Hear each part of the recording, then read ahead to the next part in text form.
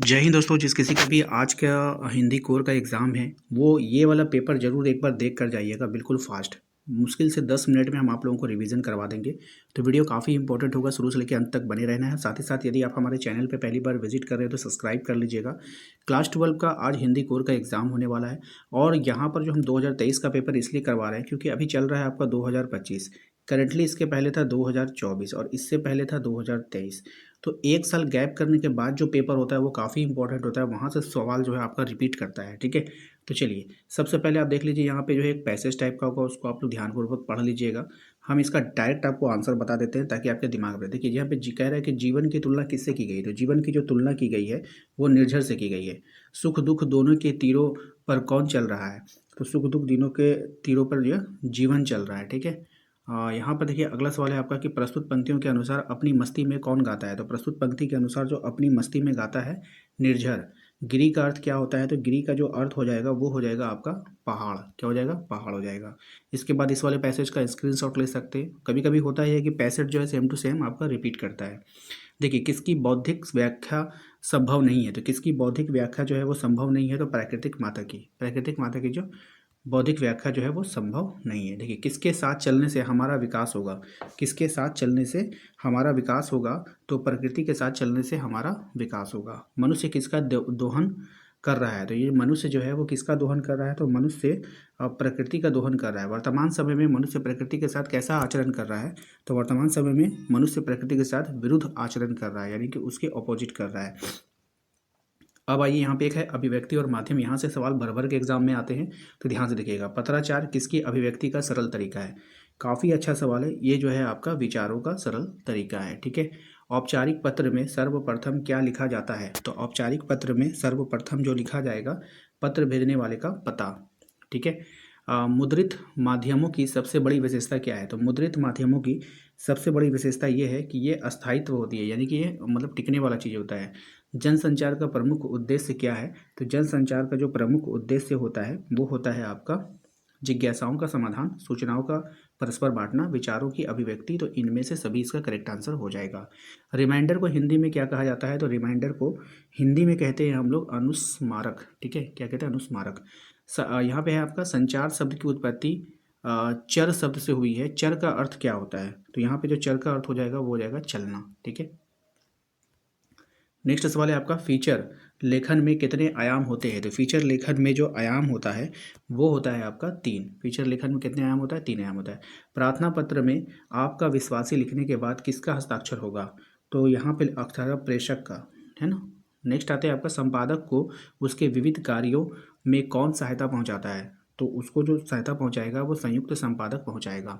अगला सवाल है आपका वर्तमान में पत्रकारिता का स्वरूप क्या है, तो वर्तमान में पत्रकारिता का जो स्वरूप है वो अंतर्राष्ट्रीय है। ऑप्शन नंबर 1 हो जाएगा। अब यहाँ पे देखिएगा ग्रुप सी में यहाँ पे कुछ पैसेज है आपको जो बुक से दिया जाएगा, इसको पढ़ लेना है और पढ़ने के बाद आंसर करना है। कह रहा है कि उपयुक्त काव्यांश में किसके सौंदर्य का वर्णन किया गया है, तो यहाँ पे जो सौंदर्य का वर्णन हुआ है ये हुआ है आपका सायकालीन प्रकृति का। ठीक है, इन पंक्तियों में कवि ने किस पक्षी का चित्रण किया है, तो इन पंक्तियों में कवि ने जो चित्रण किया है वो किया है आपका बगुला का। हॉल हॉल में कौन सा अलंकार है, हॉल हॉल में जो अलंकार है आपका वो हो जाएगा आपका पुनरुक्ति प्रकाश अलंकार हो जाएगा। ऑप्शन नंबर 3 हो जाएगा। नभ में छाए बादलों की रंगत कैसी है, तो नभ में छाए बादलों की जो रंगत होगी वो हो जाएगी आपका श्वेत। भाषा को घूमने फिराने से बात कैसी हो जाती है, यानी कि भाषा को अगर घुमाने फिराने से जो बात है वो कैसी हो जाएगी, पेचीदा हो जाएगी। ठीक है, कैमरे में बंद अपाहिज कविता में कौन किसका साक्षात्कार ले रहा है, तो कौन ले रहा है, पत्रकार विकलांग का ले रहा है। नेक्स्ट है आपका कि सहर्ष स्वीकारा का शाब्दिक अर्थ क्या होगा, तो सहर्ष स्वीकारा का जो शाब्दिक अर्थ है वो खुशी के साथ हो जाएगा। कवि कविता की तुलना किससे कर रहा है, तो कवि जो है वो कविता की जो तुलना कर रहा है वो चिड़ियों से कर रहा है। किससे कर रहा है, चिड़ियों से कर रहा है। पतंग उड़ाने वाले बच्चे दिशाओं को किसके समान बजाते हैं, तो दिशाओं को जो समान में बजाते हैं मृदंग के समान बजाते हैं। ऑप्शन नंबर 4 हो जाएगा। उसके बाद यहाँ पर एक छोटा सा पैसेज है, आप इसको ध्यानपूर्वक पढ़ लीजिए। पढ़ने के बाद जो प्रश्न आपसे पूछा जा रहा है उसका जवाब करना है। प्रस्तुत पाठ का लेखक कौन है, अब ये जो दिया गया है ये वाला टुकड़ा जहाँ से दिया गया है, तो इस पाठ का लेखक कौन है आपको बतानी है। तो इस पाठ का जो लेखक हो जाएगा वो हो जाएगा आपका रजिया सज्जाद जहीर। ठीक है, नेक्स्ट आपका प्रस्तुत पाठ में किस देश के विभाजन से उपजे दर्द को अंकित किया गया है, तो किस देश के विभाजन से? तो भारत पाकिस्तान विभाजन, ऑप्शन नंबर 2 हो जाएगा। साफिया को झिरझिरी से क्यों आई? साफिया को झिरझिरी से क्यों आई? तो पकड़े जाने के डर से, ऑप्शन नंबर 1 हो जाएगा। मोहब्बत का तोहफा क्या होता है? अब ये जो मोहब्बत का तोहफा है, याद रखिएगा, ये जो मोहब्बत का तोहफा क्या होता है? चीनी होता है ना, मीठा। यहाँ पे है भागतीन जो थी वो किसकी बेटी थी, आपको बतानी है। तो ये जो थी गोपालक की बेटी थी। बाजार में किसका जादू है? तो बाजार में जो जादू है वो है आपका रूप का। बाजार में किसका जादू है? रूप का जादू है। चांद सिंह पहलवान के गुरु का क्या नाम था? चांद सिंह पहलवान के जो गुरु का नाम था वो आपको बतानी है। तो राइट आंसर हो जाएगा आपका बादल सिंह। और चार्ली चैपलिन ने अपने फिल्मों में किन 2 रसों का मिश्रण किया था? तो किन 2 रसों का मिश्रण किया है? तो ऑप्शन नंबर 4 करुण रस और हास्य रस का। ठीक है, नेक्स्ट देख के जाइएगा। क्वेश्चन नंबर 36, काले मेघा पानी दे में लड़के की टोली अपने आप को क्या कहकर बुलाती है? तो यहाँ पर जो लड़कों की टोली अपने आप को इंद्र सेना कहकर बुलाती है। सिल्वर वेडिंग से के यशोधर पंत में किस पद पर थे? तो ये किस पद पर थे आपको बतानी है। तो करेक्ट आंसर हो जाएगा आपका option number A, section officer के पद पर थे। नेक्स्ट आते हैं क्वेश्चन नंबर 38। कहा जा रहा है कि जूझ शीर्षक कहानी का लेखक किससे डरता था? तब कहानी का लेखक इसमें किससे डरता था? तो पिताजी से डरता था। मोहनजोदड़ो हड़प्पा से प्राप्त हुई नर्तकी की मूर्ति किस राष्ट्रीय संग्रहालय में रखी हुई है? तो कौन से राष्ट्रीय संग्रहालय में रखी हुई है? तो दिल्ली संग्रहालय में इसको रखा गया है। अगले सवाल पे आते हैं। अगला सवाल है आपका, डायरी के पन्ने की लेखिका एन फ्रैंक ने किसे संबोधित संबोधित करके डायरी लिखी थी? तो ये जो डायरी लिखी गई थी ये गुड़िया को संबोधित करके डायरी को लिखा गया था। अब आप लोग सब्जेक्टिव को एक झलक देख लीजिए और दिमाग में बैठा लीजिए। यहाँ से सब्जेक्टिव आपका 100% कोई ना कोई क्वेश्चन रिपीट करेगा। ठीक है, सबसे पहले यहाँ पे देख लीजिए, पैसेज देगा तो आप लोग पैसेज से तो आंसर कर ही लोगे, ऐसा नहीं है कि नहीं कर पाओगे। देखिए, एक लेटर आपको लिखने के लिए आएगा, अपने नगर में पेयजल की आपूर्ति नियमित कराने हेतु नगर पालिका को अध्यक्ष पद। तो यहाँ पे आपको पूरा नहीं पढ़ना, ये सब बात तो आप खुद लिख लोगे। ठीक है, लेकिन ये जो आपका जो है ना, सेवा में अध्यक्ष रांची नगर पालिका, विषय पेयजल आपूर्ति नियमित करने के संबंध में महाशय, इतना तो आपको रीड करके जाना है। इसके बाद लास्ट का देखा जाता है कि लास्ट में क्या लिखा जाता है। तो लास्ट में आपका भवदीय अपना नाम और जगह का नाम लिख देना है। ठीक है, ये तो हो गया।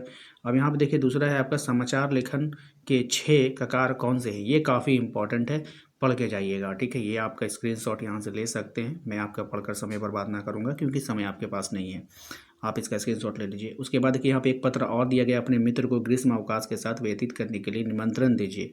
ठीक है, यानी कि मित्र को देना है। तो मित्र को पत्र कैसे लिखा है? डायरेक्ट स्टार्ट हो जाता है, प्रिय राहुल, सप्रेम नमस्ते। यहाँ पे आपका जगह का नाम रहेगा, इसका स्क्रीनशॉट लीजिए। आइए, इसके बाद देखते हैं हम लोग क्या है इम्पोर्टेंट। और यहाँ पे देखिए, ये जो सवाल है आपका, 5-5 नंबर का 2 सवाल दिया है। राष्ट्र के निर्माण में युवा शक्ति की भूमिका आपको बतानी है, या फिर नारी हिंसा की घटनाओं पर एक निबंध आपको लिखना है। दोनों इंपॉर्टेंट है। देखिए, राष्ट्र के निर्माण में युवा शक्ति की भूमिका, इसका आप स्क्रीनशॉट यहाँ पे सबसे पहले लीजिए और लेकर के इसको पढ़ लीजिएगा। ठीक है, उसके बाद यहाँ पर इसका स्क्रीनशॉट लीजिए, इसको लेकर के पढ़ लीजिएगा। नारी हिंसा पर देखिए निबंध आपको दिया गया था, ये भी इम्पॉर्टेंट है, पढ़ लीजिए। पढ़ा हुआ रहेगा तो एग्ज़ाम में आप लिखोगे, खुद से बना बना के लिखोगे, ऐसा नहीं लिखोगे। और हाँ, चैनल पे पहली बार आए तो सब्सक्राइब कर लीजिएगा।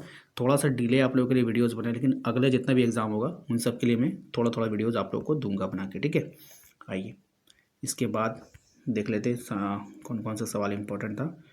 छोटे चौकाने के खेत कागज़ का पन्ना में क्या अर्थ नहीं था? ये छोड़ दीजिए, ये इम्पोर्टेंट नहीं है। देख लीजिए, ये सब सवाल आपको रिपीट अगर पढ़ के जाना है तो पढ़ लीजिएगा, ऐसा नहीं है। ठीक है, ये वाला सवाल ले लीजिए, क्वेश्चन नंबर क का स्क्रीनशॉट ले लीजिए। ये सवाल भी आपका पूछा गया 2023 में, ये भी सवाल आपका पूछा गया 2023 में। और यहाँ पे बोला गया है कि हरिवंश राय बच्चन अथवा डॉक्टर हजारी प्रसाद द्विवेदी की किन्हीं 2 रचनाओं के नाम लिखना। हरिवंश राय बच्चन आत्मपरिचय और मधुशाला, और डॉक्टर हजारी प्रसाद द्विवेदी सूर साहित्य और कबीर। ठीक है, तो ये तो हो गया।